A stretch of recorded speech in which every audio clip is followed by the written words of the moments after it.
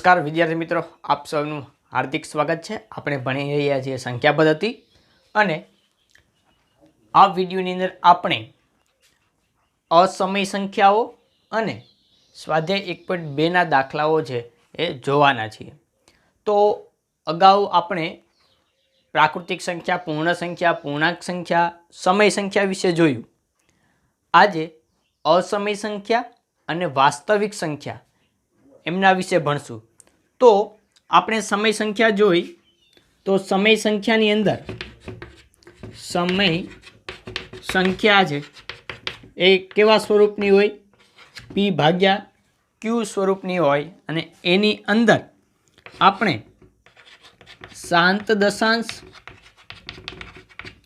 અને અનંત આવૃત આ પ્રકારની છે એ સંખ્યા જોઈ। તો અનંત આવૃત એટલે કે જે આ પ્રકારની કે 3.33 આ પ્રકારે જે પોઈન્ટ પછીના આંકડા છે એ રિપીટ થતા હોય તો એને આપણે આવૃત કહીએ છીએ। અને રિપીટ ન થતા હોય, આવું આવતું હોય 3.10, 3.100, 3.1000 આ પ્રકારનું આગળ ચાલુ જ રહેતું હોય, એક સરમાન ન આવતું હોય તો એને અનંત અનાવૃત કહેવાય। એટલે આ છે કે જેમનું પુનરાવર્તન થાય છે, પોઈન્ટ પછી છે એ શું થાય છે? પુનરાવર્તન થાય છે, એવી આવૃત સંખ્યાઓ। હવે અસમય સંખ્યાઓ, તો અસમય સંખ્યા છે એ અનંત અનાવૃત પ્રકારની હોય છે। એટલે કે પોઈન્ટ પછી છે એ સતત આગળ ચાલ્યા કરે, અથવા તો બીજા શબ્દોમાં આપણાને કેવું હોય તો કે સમય સંખ્યા ન હોય, સમય સંખ્યા ન હોય તેને શું કહેવાય? અસમય સંખ્યા। તો કેવા પ્રકારની સંખ્યા? તો આપણે વર્ગમૂળમાં 1, તો આનું વર્ગમૂળ તો 1 નીકળી જાય, વર્ગમૂળમાં 2, વર્ગમૂળમાં 3, વર્ગમૂળમાં 5, વર્ગમૂળમાં 6, વર્ગમૂળમાં 7 આ પ્રકારની જે સંખ્યાઓ છે એને આપણે અસમય સંખ્યાઓ કહીશું। કારણ કે વર્ગમૂળમાં 2 છે એનું વર્ગમૂળ છે એ તમે કેલ્ક્યુલેટરમાં કાઢશો તો તમને 1.41 સમથિંગ, આ જે 41 છે એના પછી છે એ ઘણા બધા જે પોઈન્ટ પછી આંકડાઓ મળશે અને એ જુદા જુદા આંકડાઓ મળશે। એ જ પ્રકાર આનું 1 પોઈન્ટ છે એ 71, 73 એમ સમથિંગ છે એ આગળ તમને મળશે। તો પોઈન્ટ પછીના જે આંકડા જેનું વર્ગમૂળ છે એ નીકળતું નથી અને પોઈન્ટ પછીના આંકડા જે સતત છે એ ચાલ્યા કરે છે, તો આ પ્રકારની જે સંખ્યાઓ જેને અસમય સંખ્યાઓ કહેવામાં આવે છે। બીજા શબ્દોમાં કહેવું તો કે પૂર્ણ વર્ગ ન હોય તેવી સંખ્યા, એટલે કે પૂર્ણ વર્ગ ન હોય। પૂર્ણ વર્ગ એટલે શું? તમે અગાઉના ધોરણમાં ભણી ગયા કે જેમનું વર્ગમૂળ નીકળે એને પૂર્ણ વર્ગ કહેવાય। એટલે કે વર્ગમૂળમાં 4 છે એનો જવાબ શું આવે? 2, વર્ગમૂળમાં 16 એનો જવાબ શું આવે? 4। તો આ જે છે એ શું છે? પૂર્ણ વર્ગ સંખ્યા, કે જેમનું વર્ગમૂળ છે એ કોઈ પૂર્ણ સંખ્યા નીકળે છે, પરંતુ જે સંખ્યાનું વર્ગમૂળ છે એ પૂર્ણ સંખ્યા નથી નીકળતું એવી સંખ્યાને અસમય સંખ્યાઓ કહેવાય। આપણે જોઈએ બીજું કે વાસ્તવિક સંખ્યા એટલે શું? તો સમય સંખ્યા વત્તા અસમય બરાબર વાસ્તવિક।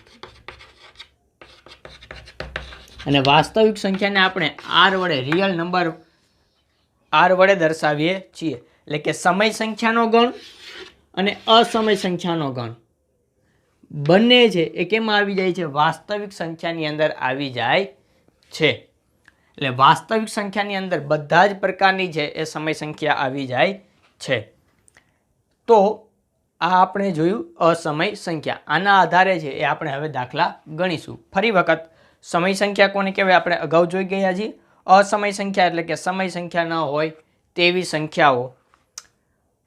હવે એક જોઈ લઈએ કે આજે n છે પ્રાકૃતિક સંખ્યા, એ તમામ પ્રાકૃતિક સંખ્યા છે એ પૂર્ણ સંખ્યાની અંદર આવી જાય છે અને દરેક પૂર્ણ સંખ્યા છે એ પૂર્ણાંક સંખ્યાની અંદર આવી જાય. દરેક પૂર્ણાંક સંખ્યા છે એ સમય સંખ્યાની અંદર આવી જાય. અને જે અસમય સંખ્યા છે એ આની અંદર નહીં આવે. અને આ બધી જ સંખ્યાઓ છે એ શેમાં આવી જશે? વાસ્તવિક સંખ્યા આર. અને એક વધારાનું આપણે જે અસમય સંખ્યાઓ છે એ આની અંદર આરની અંદર આવી જશે. એટલે કે આરની અંદર છે તમામ પ્રકારની સંખ્યાઓ છે એનો સમાવેશ થઈ જાય છે. એટલે આપણે એને કહીશું વાસ્તવિક સંખ્યા, રિયલ નંબર. તો હવે જોઈએ સ્વાધ્યાય 1.2. 3 વિધાન આપેલા છે. એ વિધાન સત્ય છે કે અસત્ય કારણ સાથે આપણે જણાવવાનું છે.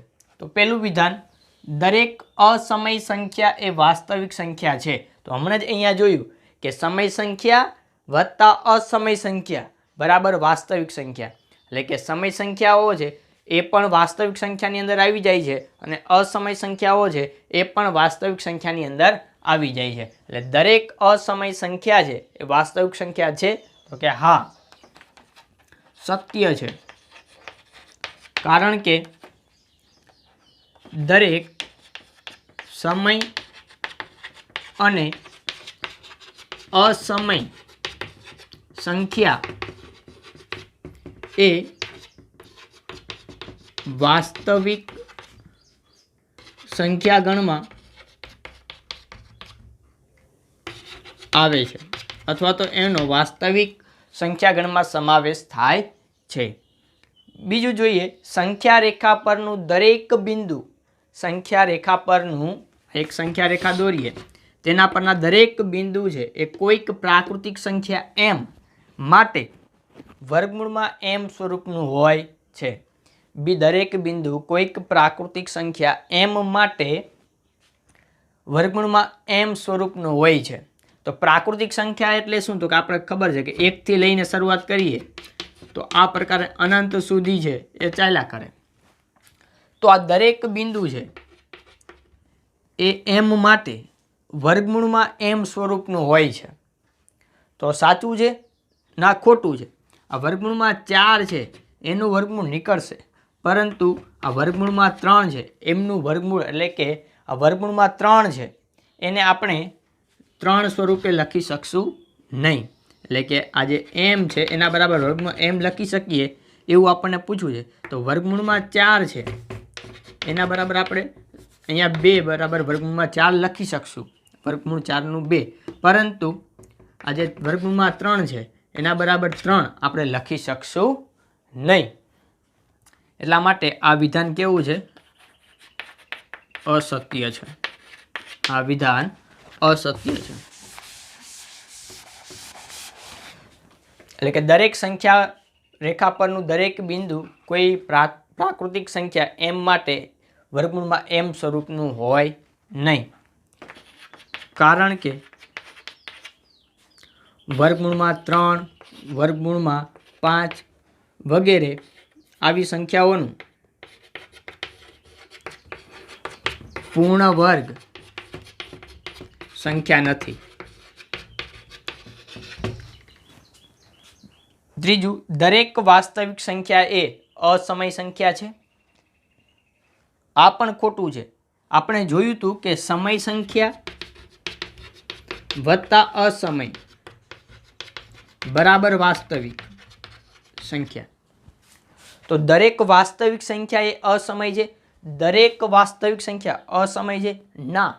કારણ કે વાસ્તવિક સંખ્યા એટલે શું? સમય વત્તા અસમય. એટલે વાસ્તવિકની અંદર આ બંને આવી જાય છે. પરંતુ વાસ્તવિક સંખ્યાની તમામ સંખ્યાઓ અસમય છે નહીં. કારણ કે વાસ્તવિક સંખ્યાની અંદર તો સમય સંખ્યાઓ પણ હોય, પ્રાકૃતિક સંખ્યાઓ પણ હોય, પૂર્ણ સંખ્યા, પૂર્ણાંક સંખ્યા, બધી સંખ્યાઓ હોય. એટલે દરેક વાસ્તવિક સંખ્યા છે એ અસમય સંખ્યા નથી. આ વિધાન પણ કેવું છે? અસત્ય છે.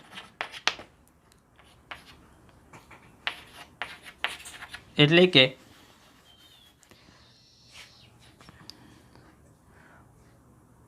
દરેક વાસ્તવિક સંખ્યા એ અસમય નથી. હવે જોઈએ દાખલા નંબર 2. દાખલા નંબર 2 ની અંદર શું કરવાનું છે? શું દરેક ધન પૂર્ણાંકનું વર્ગમૂળ અસમય હોય છે? તો સૌથી પહેલાં ધન પૂર્ણાંક કોને કહેવાય અને અસમય કોને કહેવાય એ આપણને ખ્યાલ હોવો જોઈએ.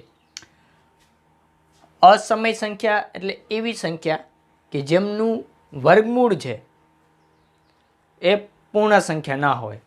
એટલે આ વર્ગમૂળમાં 2, વર્ગમૂળમાં 3, વર્ગમૂળમાં 5 કે જેમનું વર્ગમૂળ છે એ નથી નીકળતો, એટલે કે પૂર્ણ વર્ગ નથી, એવી સંખ્યાઓને અસમય કહેવાય. ધન પૂર્ણાંક એટલે 1, 2, 3, 4, 5 બધી જ ધન સંખ્યા, પરંતુ તો દરેક ધન પૂર્ણાંકનું વર્ગમૂળ, દરેક ધન પૂર્ણાંક છે એનું વર્ગમૂળ અસમય હોય છે. તો ચાલો, આ 1 નું વર્ગમૂળ નીકળે 1, 2 નું ન નીકળે, એટલે આ અસમય છે. વર્ગમૂળમાં 3 એ પણ અસમય છે. વર્ગમૂળમાં 4 એનું વર્ગમૂળ નીકળે છે 2. તો દરેક છે એ ધન પૂર્ણાંકનું વર્ગમૂળ અસમય નથી, કારણ કે આ તો સમય સંખ્યા છે. 1 અને 2 કેવી છે? સમય સંખ્યા છે. એટલે શું દરેક ધન પૂર્ણાંકનું વર્ગમૂળ અસમય છે? જો ના, અહીંયા નથી, ના, તો એવી એક સંખ્યાનું ઉદાહરણ આપો જેનું વર્ગમૂળ સમય સંખ્યા હોય છે. તો અહીંયા લખીએ કે દરેક ધન પૂર્ણાંક નું વર્ગમૂળ અસમય નથી. ઉદાહરણ આપણે લઈએ કે વર્ગમૂળમાં 4 એનું વર્ગમૂળ નીકળે 2, વર્ગમૂળમાં 25 એનું વર્ગમૂળ નીકળે 5. આ તો સમય સંખ્યા છે. એટલે દરેક ધન પૂર્ણાંક છે એનું વર્ગમૂળ અસમય સંખ્યા નથી. હવે જોઈએ દાખલા નંબર 3. વર્ગમૂળમાં 5 ને સંખ્યા રેખા પર કેવી રીતે દર્શાવી શકાય તે બતાવવાનું છે. હવે વર્ગમૂળમાં 5 ને સંખ્યા રેખા પર કેવી રીતે દર્શાવવા? આ એક સંખ્યા રેખા છે, એની પર તમને એમ કે 1 દર્શાવો, તો તમે અહીંયા 0 કરશો ને અહીંયા 1 બતાવી દેશો. એમ કયો -5 બતાવો, તો તમે અહીંયા ક્યાંક બતાવી દેશો -5, અહીંયા -1, 2, 3 લખી. પરંતુ વર્ગમૂળમાં 5 ને કઈ રીતે છે તમે બતાવશો, તો એના માટેની એક રીત છે. એ રીત જોતા પહેલા પાયથાગોરસનો નિયમ છે એ જાણવો જરૂરી છે. કદાચ તમે પાયથાગોરસ છે એ પહેલી વાર સાંભળ્યું હશે. પાયથાગોરસનો નિયમ, પાયથાગોરસનો પ્રમેય છે એ તમે આગળ ભણવાના છો, અને 9મા ધોરણની અંદર પણ પાયથાગોરસના પ્રમેય છે એનો ઉપયોગ કરવાના છો. પાયથાગોરસના પ્રમેયની સાબિતી છે એ તમે ધોરણ 10 ની અંદર કરશો. તો શું છે પાયથાગોરસનો નિયમ? તો કાટકોણ ત્રિકોણમાં હંમેશા પાયથાગોરસ આવે એટલે તમારે કાટકોણ ત્રિકોણ યાદ કરવાનું. પાયથાગોરસનો જે પ્રમેય છે, નિયમ છે, એ કોને લાગુ પડે છે? તો કાટકોણ ત્રિકોણને. કાટકોણ ત્રિકોણમાં કર્ણની લંબાઈ, તો કાટકોણ ત્રિકોણમાં કર્ણ કોને કહેવાય? તો જે કાટખૂણો છે, કાટખૂણાની સામેની જે બાજુ છે આને કહેવાય કર્ણ. તો કાટકોણ ત્રિકોણમાં કર્ણની લંબાઈ આપણે અહીંયા નામ આપી દઈએ ABC. તો કાટકોણ ત્રિકોણમાં કર્ણની લંબાઈનો વર્ગ, તો કર્ણની લંબાઈ શું છે? AC. AC નો વર્ગ જે કાટખૂણો બનાવતી બે બાજુઓ, કાટખૂણો બનાવતી બે બાજુ કઈ છે? AB અને BC. આ કાટખૂણો બને છે AB અને BC બાજુ વડે. જે કાટખૂણો બનાવતી બે બાજુઓના વર્ગના, તો AB અને BC બાજુઓના વર્ગના, આ બાજુઓ છે AB અને BC એના વર્ગના સરવાળા જેટલો થાય છે. એટલે કે આ જે કર્ણ છે એનો વર્ગ છે એના બરાબર AB નો વર્ગ વત્તા BC નો વર્ગ. આ પાયથાગોરસનો નિયમ છે કે કાટકોણ ત્રિકોણમાં કર્ણની લંબાઈનો વર્ગ જે કાટખૂણો બનાવતી બે બાજુઓના વર્ગના સરવાળા જેટલો થાય છે. હવે આપણે અહીંયા સંખ્યા રેખા દોરી નાખીએ. તમારે ફૂટપટ્ટીની મદદથી જે સંખ્યા રેખા દોરવાની, પછી શું કરવાનું, સંખ્યા રેખા પર ફૂટપટ્ટી રાખવાની અને એક એક સેન્ટીમીટરના શું કરી નાખવાના, ડોટ ડોટ કરી નાખવાના. એક એક સેન્ટીમીટરના આવા ડોટ ડોટ પાડી લેવાના. પણ ફૂટપટ્ટીની મદદથી તમારે છે સંખ્યા રેખા દોરવાની અને આ જે છે એ પોઈન્ટ નક્કી કરો એક એક સેન્ટીમીટરના લઈ લેવાના. હવે આપણે કોને દર્શાવવાનું છે, વર્ગમૂળમાં 5 ને આ સંખ્યા રેખા પર દર્શાવવાનું છે. તો વર્ગમૂળમાં 5 ને દર્શાવવાનું, તો સૌથી પહેલા યાદ રાખવાનું કે શું કરવાનું, તો કે આ જે 5 છે એના બે ભાગ પાડી લ્યો. 4 + 1, 4 ને 1 થઈ ગયા 5, બે ભાગ પડી ગયા. ભાગ એવા જ પાડવાના કે જેમાંથી એક સંખ્યા છે એ પૂર્ણ વર્ગ હોય. તો અહીંયા જુઓ 4 છે એ પૂર્ણ વર્ગ સંખ્યા છે, 4 નું વર્ગમૂળ 2 થાય. તો અહીંયા વર્ગમૂળમાં 5 છે, તો અહીંયા હું વર્ગ કરું, વર્ગમૂળમાં 5 નો વર્ગ 5 જ થાય. તો 4 નો વર્ગ વત્તા 1 નો વર્ગ, સોરી 2 નો વર્ગ વત્તા 1 નો વર્ગ, 2 નો વર્ગ 4 અને 1 નો વર્ગ 1 થઈ ગયા 5. હવે શું કરવાનું, અહીંયા આપણે હું 0 લઈ લઉં છું. અહીંયા શું લઈ લઉં છું, 0. અને 3 એકમ બરાબર 3, 1 સેન્ટીમીટર, 2 સેન્ટીમીટર, 3 સેન્ટીમીટર, 3 સેન્ટીમીટર બરાબર 1 એકમ લઉં છું. 3 સેન્ટીમીટર બરાબર કેટલા એકમ લીધું, 1 એકમ. તો આ 1 અહીંયા 0 છે, 1 2 અને આ 3 સેન્ટીમીટર બરાબર 1 એકમ. તો અહીંયા મારે આજે અહીંયા બે ભાગ પાડ્યા, 2 અને 1. આ જે 2 અને 1 છે એ બંનેને એક જગ્યાએ 2 અને એક જગ્યાએ 1 એકમ આપણે લેવાનું છે. તો આ 2 છે, 2 એકમ છે, આપણે અહીંયા લેશું સંખ્યા રેખા પર. તો 3 સેન્ટીમીટર બરાબર 1 એકમ, આપણે કેટલા એકમ લેવા છે, 2. એટલે તો 6 સેમી બરાબર કેટલા થાય, 2 એકમ થાય. તો 1 2 3 4 5 અને 6 આટલું અંતર લઈ લેવાનું. અને આ કેટલું છે આપણું, 2 એકમ. આ 2 એકમ છે. હવે 1 એકમ છે, આપણે હંમેશા યાદ રાખો આપણે કાટખૂણો બનાવવાનો છે. તો 2 એકમ છે અહીંયાથી લેવાનું, અહીંયા ફૂટપટ્ટીની મદદથી લેવાનું. આપણે 1 એકમ જોઈ છે, જો 2 એકમ અહીંયા લઈ લીધું. હવે અહીંયા કેટલા એકમ દોરવાનું છે, 1 એકમ. તો કેટલા સેન્ટીમીટર બરાબર 1 એકમ છે, તો 3 સેન્ટીમીટર. તો અહીંયા ફૂટપટ્ટી તમારે રાખવાની 1 2 અને 3 સેન્ટીમીટર. આ 1 સેન્ટીમીટર, 2 સેન્ટીમીટર અને 3 સેન્ટીમીટર ઉપર છે ત્યાં સુધી છે તમારે આ દોરવાનું. અને આ આપણે કેટલું દોર્યું, 1 એકમ. આ માપ કેટલું લેવાનું, 3 સેન્ટીમીટર જેટલું, કારણ કે આપણે 3 સેન્ટીમીટર બરાબર 1 એકમ લીધું છે. અહીંયા આપણે જે બે ભાગ પાડ્યા હતા 2 અને 1, તો એક જગ્યાએ 2 એકમ અને એક જગ્યાએ 1 એકમ. હવે આ જે છે એને આ બંનેને જોડી દેવાના 0 સાથે. અહીંયા નામ આપી દઈએ O A અને અહીંયા B આપી દઈએ. હવે અહીંયા C નામ આપી દઈએ. ચાલો, આ તો 0 છે, આ C નામ આપી દીધું. આ શું બન્યો, એક કાટકોણ ત્રિકોણ બન્યો. તો આ જો 2 એકમ છે, આ શું છે, 2 એકમ. એટલે કે અહીંયા જે નામ આપણે રાખ્યા ને આ ત્રિકોણમાં એ જ પ્રકારે નામ રાખીએ એટલે આપણને સરળતા રહેશે. અહીંયા B, આ A B અને C.